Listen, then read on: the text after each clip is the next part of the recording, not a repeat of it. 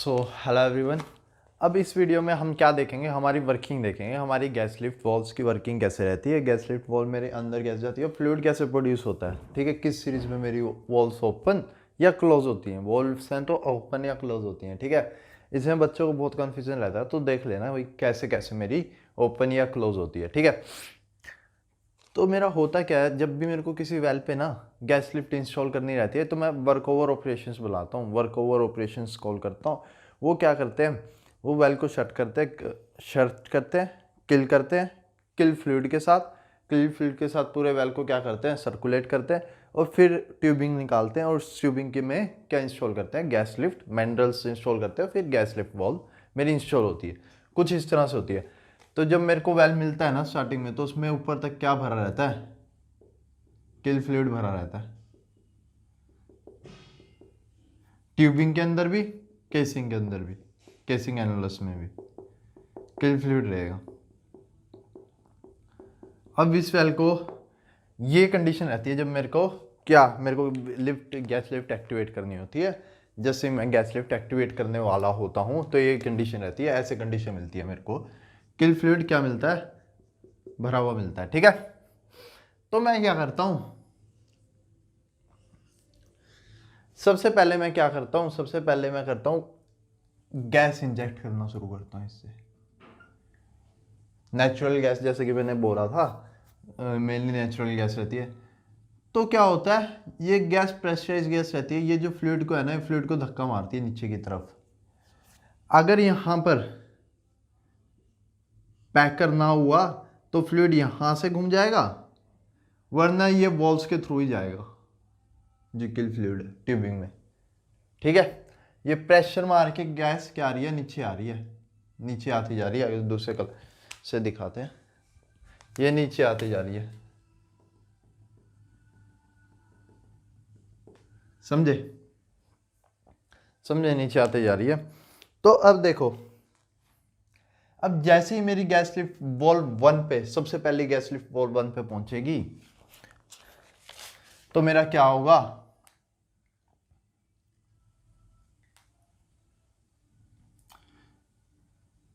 यहां से मेरी क्या आ रही है, गैस आ रही है। अब गैस लिफ्ट वॉल्व 1 पे पहुंच गई, और जो ये किल फ्लूइड था, ये वाला एनुलस, तो यहां से भी इंजेक्ट कर रहा हूं ना मैं, और ये ट्यूबिंग से प्रोडक्शन ले रहा हूं। दोनों एनुलस है ना वो, कभी आप सोच लो एक ही साइड है, नहीं भाई एक साइड नहीं है। ये तो एनुलस है ना, सर्कुलर सिलेंडर फॉर्म में रहता है, एक बार ऐसे सोचना सिलेंडर फॉर्म में, तो मैं एनुलस में ऐसे इंजेक्ट कर रहा हूँ, ठीक है।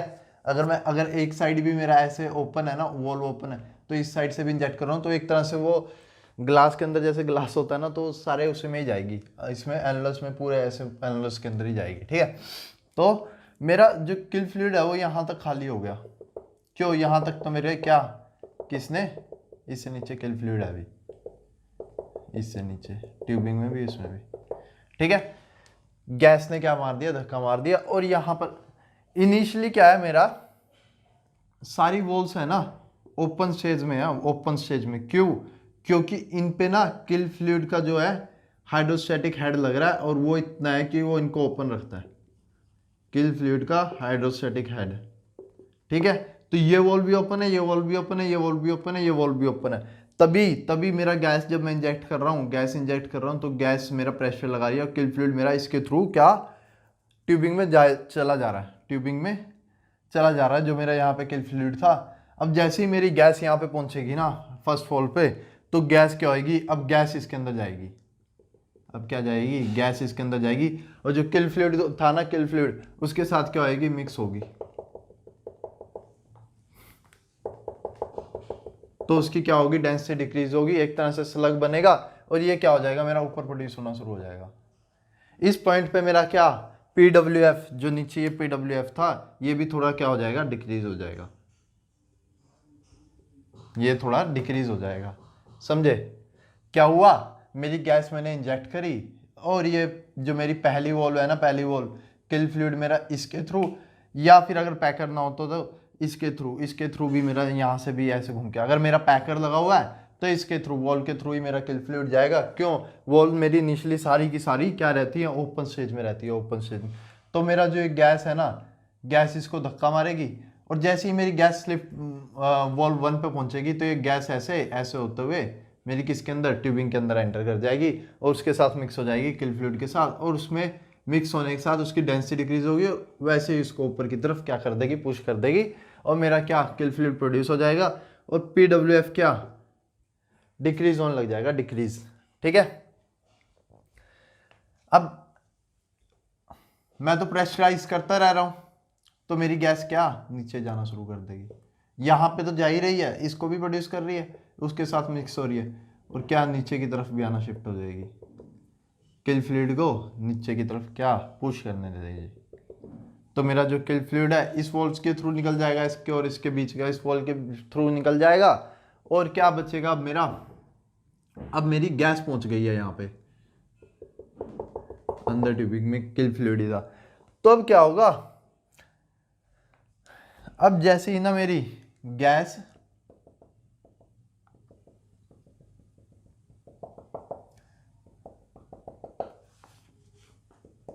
ब्लैक कलर किल फ्लूइड है, ये किल फ्लूइड और गैस का मिक्सचर है, ठीक है, और इसके नीचे अभी मेरा किल फ्लूइड है। तो जैसे ही मेरी गैस ना, ये इधर भी गैस ही मेरी इस वॉल्व पे पहुंचेगी ना, इस वॉल्व पे पहुंचेगी तो ये इस वॉल्व के थ्रू एंटर होगी, ठीक है। अब मेरा इतना प्रेशर नहीं रहता, एक तरह से ये जो ये वाला प्रेशर है ना, अब इतना प्रेशर नहीं रहता कि ये दोनों को सपोर्ट कर दे। तो मेरी जैसे ही ये प्रेशर बैलेंस पढ़ेंगे, अभी हम आगे प्रेशर बैलेंस पढ़ेंगे भाई, पी ओपनिंग क्लोजिंग प्रेशर मेरा कितना होता है। तो जैसे ही मेरी गैस इस वॉल के थ्रू ट्यूबिंग में आएगी ना, इस वॉल के थ्रू ट्यूबिंग में आएगी, ये वॉल क्या कर जाएगी, शट कर जाएगी। ये वाली चीज सोच याद रखने वाली है, ये वाली वॉल क्या हो जाएगी, शट हो जाएगी, ये वाली वॉल क्या हो जाएगी, शट। ये ब्लैक ब्लैक कर दिया मतलब मैंने, शट हो गई यहाँ पे ये वॉल, ठीक है, ब्लैक ये वॉल क्या हो गई, शट हो गई। अब सिर्फ गैस किसके थ्रू एंटर करेगी, इसके थ्रू एंटर करेगी, सेम जो मेरे किल फ्लूइड के साथ मिक्स होएगी, और क्या करेगी, प्रोड्यूस करेगी। अब मेरा और जो मेरा PWF था ना और ज़्यादा डिक्रीज हो जाएगा, और कुछ रिजर्वोयर प्रेशर से मेरा अब क्या, क्यों PWF मेरा, अब पहले तो मेरा किल फ्लूइड का क्या काम रहता था, PWF को PR से बैलेंस रखना। अब मेरा धीरे धीरे क्या होता जा रहा है, ऊपर से किल फ्लूइड हटता जा रहा है, अब सेकंड वॉल तक हट गया, तो अब क्या मेरा PWF वही रहेगा, PWF क्या रहेगा, डिक्रीज होता रहेगा। और फिर कुछ मेरा क्या ऑयल की मेरी क्या एक तरह से मेरा वेल के अंदर आना शुरू हो जाएगा ऑयल, ठीक है, यानी कि मेरा वेल क्या होने लग जाएगा, एक तरह से एक्टिवेट होने लग जाएगा, ठीक है। सेम प्रोसीजर रहता है मेरा, सेम नीचे वाली वॉल पे। अब इस वॉल के थ्रू, अब जैसे इस वॉल के थ्रू जाएगी मेरी ये वाली वॉल बंद हो जाएगी, समझ रहे हो, ये वाली वॉल बंद हो जाएगी, और इस वॉल के थ्रू मेरी गैस क्या होने लग जाएगी, ऑपरेट करने लग जाएगी। और वह जैसे ही मेरी ये PWF और डिक्रीज हो जाएगा, मेरा वेल और ज़्यादा एक्टिवेट हो जाएगा। और जैसे ही मेरी लास्ट वॉल पे पहुंचेगी ना, ऊपर की सारी वॉल्स क्या हो जाएंगी, बंद हो जाएंगी, सिर्फ लास्ट वॉल खुली रहेगी, सिर्फ लास्ट वॉल खुली रहेगी, और इसी के थ्रू मेरी क्या होएगी, गैस मेरी क्या होएगी, अंदर ट्यूबिंग के अंदर एंटर करेगी, और क्या मेरे को क्या इस टाइम पे ना किल फ्लूइड है मेरा जो सारा निकल जाएगा, और नीचे से क्या ऑयल आना शुरू हो जाएगा। अगर आप देखोगे ना PWF अब नीचे इतना गिर गया कि मेरा ऑयल आना प्रोड्यूस हो जाएगा, अब ऑयल के साथ मिक्स होके मेरी उठ रही है इस पॉइंट तक, समझ रहे हो, यानी मेरा वेल क्या हो गया, एक्टिवेट हो गया। तो ये वॉल भी क्लोज होगी नहीं, ये वॉल कंटिन्यूसली ऑपरेट रहेगी। अभी मैं किसका देख रहा था, कंटिन्यूस गैस लिफ्ट का देख रहा था, ठीक है, मतलब मैं कंटिन्यूसली गैस इंजेक्ट कर रहा हूँ, और ये मेरी वॉल्स क्या, ये वाली वॉल भी बंद हो गई, ये वाली वॉल भी बंद हो गई, ये वाली। अब देखो, तो इन ऊपर वाली वॉल्स का क्या काम रहा, इन ऊपर वाली वॉल्स का मेरा सिर्फ एक ही काम रहा, अनलोडिंग ऑफ ए वेल, यानी मेरा वेल था जो उसका अनलोड करना, और ये वाली वॉल्व है जो लास्ट वाली वॉल्व है, उसी का मेन काम, उसका क्या काम है, उसका काम है जो मेरा ऑयल आ रहा है उसके साथ गैस मिक्स कराना, तो वो ऑपरेटिंग वॉल्व। तो मेरी जो ये ऊपर की वॉल्स रहती है ना, ये ऊपर की जितनी भी वॉल्स रहती हैं, इनको मैं बोलता हूं अनलोडिंग वॉल्स। ये सिर्फ अनलोडिंग के वक्त खुली रहती हैं, और जैसे ही मेरा वेल अनलोड होता है ना, अनलोड इन द सेंस जो मेरा इसके अंदर भरा हुआ है किल फ्लूइड वो अनलोड होता है ना, अनलोड, तो ये वॉल्व्स क्या हो जाती है, बंद हो जाती है अनलोड होने के बाद। और फिर मेरी जो ये लास्ट वॉल्व होती है ना, इसको मैं बोलता हूँ ऑपरेटिंग वॉल्व।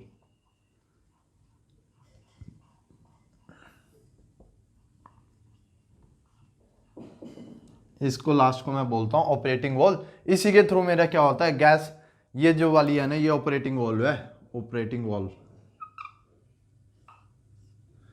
इसी के थ्रू मेरी क्या गैस ऑपरेट होती रहती है। जो मैं कंटिन्यूसली गैस इंजेक्ट करता रहूंगा तो इसी के थ्रू मेरी गैस इसके वॉल्व के थ्रू मेरी ट्यूबिंग में जाती रहेगी और इसी के थ्रू ऑपरेट होती रहेगी। ठीक है, क्लियर।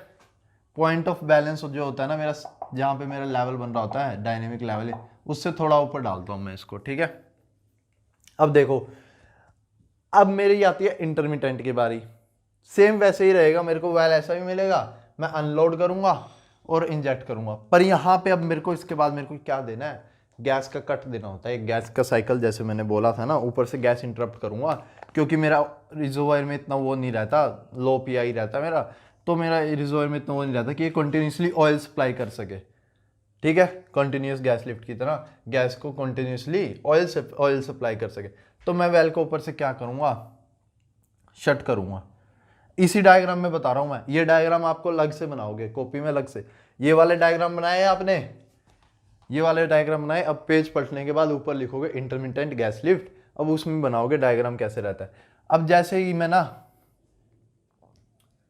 ये डायग्राम 1 दूसरे पेज का है, डायग्राम 2। ठीक है, अब इसी डायग्राम को मैं उठा रहा हूं। ठीक है, इसी डायग्राम को मैं उठा रहा हूं, तो ये वॉल्व ऑपरेट हो रही है अब मेरी अनलोड होने के बाद, ये वाली वॉल्व ऑपरेट हो रही है। ये दूसरे पेज पे लिखना, याद रखना, दूसरे पेज पे कंटिन्यूअस गैस लिफ्ट मेरा खत्म हुआ, इंटरमिटेंट गैस लिफ्ट शुरू हुआ। अगले पेज पे दूसरा डायग्राम बनाना, दूसरा डायग्राम बनाना। ठीक है भाई, तो मेरा ये क्या हो रहा है, अभी ऑपरेट हो रही है ऐसे। अब मैं ऊपर से क्या करूंगा, एक दूंगा शट दूंगा, गैस का शट दूंगा, जो मेरी गैस आ रही थी ना उसको बंद करूंगा। मेरा यहां पे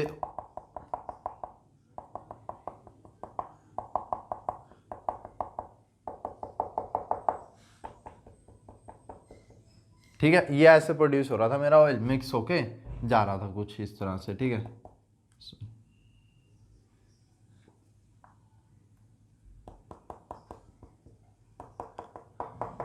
अब मैं शट दूंगा ना तो मेरी ये वाली वॉल्व भी क्या हो जाएगी, बंद हो जाएगी, क्योंकि अब किल फ्लूइड तो है नहीं, ये वाली कंडीशन नहीं आएगी वापिस से कि मेरी सारी वॉल्व्स ओपन है। अब मेरा यहाँ पर तो कुछ है ही नहीं इसको सपोर्ट करने के लिए। जब मैंने गैस लिफ्ट ऊपर से गैस बंद करी तो मेरी ऑपरेटिंग वॉल्व भी क्या हो जाएगी, बंद हो जाएगी भाई, ऑपरेटिंग वॉल्व भी मेरी बंद हो जाएगी। और ट्यूबिंग भी मेरा क्या, ट्यूबिंग भी मेरी खाली रहेगी। इसमें ट्यूबिंग किल फ्लूइड से मेरी भरी हुई थी, अब मेरी क्या होगी, ट्यूबिंग जैसे ही मैं बंद करूंगा मेरा वेल क्या हो जाएगा, एक तरह से डेड हो जाएगा, और क्या हो जाएगा, ट्यूबिंग क्या हो जाएगी, मेरी खाली हो जाएगी। तो पहले डायग्राम में आप ये बनाओगे कि मेरी ट्यूबिंग खाली पड़ी है और वॉल्व क्या हो गई है, सारी की सारी क्या हो गई है, बंद हो गई। ठीक है, तो मेरा क्या होगा, ऑयल कॉलम बनेगा, नीचे से ऑयल, कुछ टाइम बाद कुछ ऊपर तक।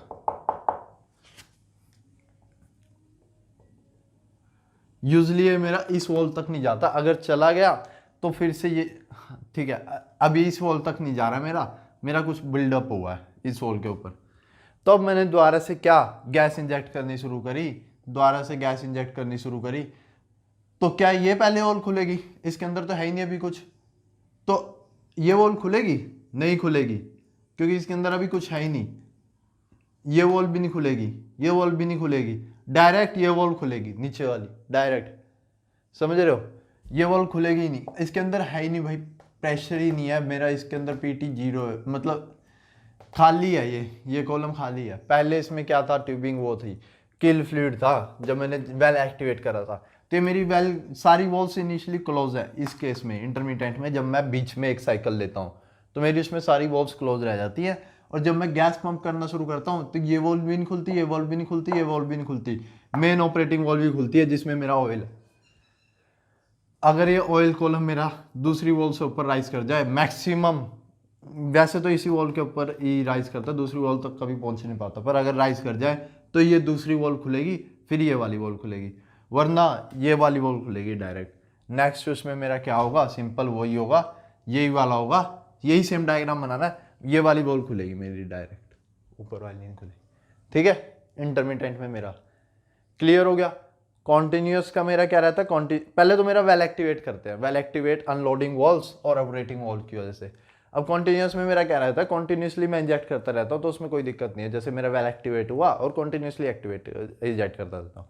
पर इंटरमिटेंट में मेरा क्या, एक वेल गैस का मैं क्या शट इन देता हूँ, शट इन, ऊपर से गैस क्या कट लेता हूँ मैं, गैस ऊपर से थोड़ी देर के लिए इंटरमिटेंट यानी इंटरप्ट कर देता हूँ, तो मेरा ये वाली कंडीशन बनती है जो मैंने अभी आपको बताई, ठीक है। इसमें कोई डाउट नहीं रहना चाहिए आपको। मेरा क्या, अगर मैंने गैस इंटरप्ट करी तो मेरी सारी वॉल्स क्लोज होंगी, सारी वॉल्स, और जब मैं गैस चलाऊंगा ना तो मेरी निचली वॉल खुलेगी, निचली वॉल, बीच वाली वॉल नहीं खुलेंगी, बीच वाली वॉल अब नहीं खुलेंगी, डायरेक्ट मेरी निचली वॉल खुलेगी, ठीक है। ये मेरी वर्किंग थी। इस वर्किंग में बच्चे कंफ्यूज रहते हैं कि कैसे होता है, तो मैंने आपको स्टार्टिंग से बताया कि वेल कंप्लीट मतलब वेल एक्टिवेट कैसे करते हैं। वेल एक्टिवेट करने के बाद ये टाइप्स ऑफ वॉल्व बताई मैंने, जो ऊपर वाली वॉल्व्स होती हैं उनको अनलोडिंग वॉल्व्स बोलते हैं और ऑपरेटिंग वॉल्व बोलते हैं, जिसके थ्रू मेरा मेन गैस इंजेक्ट होता रहता है। और फिर मैंने कंटिन्यूस और इंटरमिटेंट की वर्किंग बताई आपको, ठीक है, ओके। इसमें कंफ्यूज नहीं रहना चाहिए। ये मेरी थी क्या, वर्किंग थी मेरी किसकी, गैस लिफ्ट वॉल्व की। अगर आपको अच्छे से और डायग्राम देखना है, यहाँ का डायग्राम पसंद ना आया हो तो चैप्टर 13 194 पेज कंप्यूटर असिस्टेड पे भी गिवन है डायग्राम, ठीक है। कंप्यूटर असिस्टेड में गिवन है डायग्राम, चैप्टर 13 पेज नंबर 194।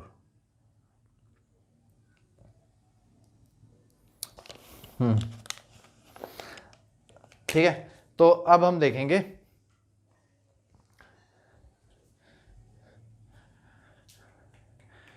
अब हम नेक्स्ट वीडियो में देखेंगे। ये वीडियो 20 मिनट का हो गया, 20 मिनट के तकरीबन, तो अगर इस वीडियो में खींचूंगा तो बड़ा हो जाएगा। तो नेक्स्ट वीडियो में देखते हैं हम हमारी वॉल, जो ये वॉल रहती है ना, ये क्या रहती है, इसके अंदर मेरे कौन कौन से पार्ट्स रहते हैं, कंपोनेंट्स रहते हैं, ठीक है। ये वर्किंग मेरी क्या हो गई, गैस लिफ्ट की क्लियर हो गई मुझे। अब नेक्स्ट उसमें देखेंगे हमारा इसकी कंपोनेंट्स, इसके पार्ट्स। इसमें तो वर्किंग में मेरे ख्याल से अब कोई डाउट नहीं रहना चाहिए, आपको बिल्कुल लेमैन के उसमें बताया है, ठीक है। Thank you. Gas lift is very high maintenance because it requires frequent adjustments. Coupled with the inefficiency in terms of work done per unit of energy consumed and the need to always have a supply of injector gas throughout the life of the project, gas lift is, therefore, used primarily when the sucker rod pumping system is not suitable. There are, however, two advantages that gas lift has over the sucker rod pumping system. Gas lift can be used in deep wells and it requires minimal equipment, so it can be readied relatively quickly. To be fully outfitted, gas lift requires only a compressor that sits on the surface, a supply of injector gas for the compressor to pressurize and then send down the annulus, a packer at the end of the tubing string, and unloading valves and operating valves mounted at varying depths in mandrels that are attached to the tubing string. Once these pieces of equipment are installed, the gas lift is ready to be brought online. Let's look at an illustration of the gas lift assembly.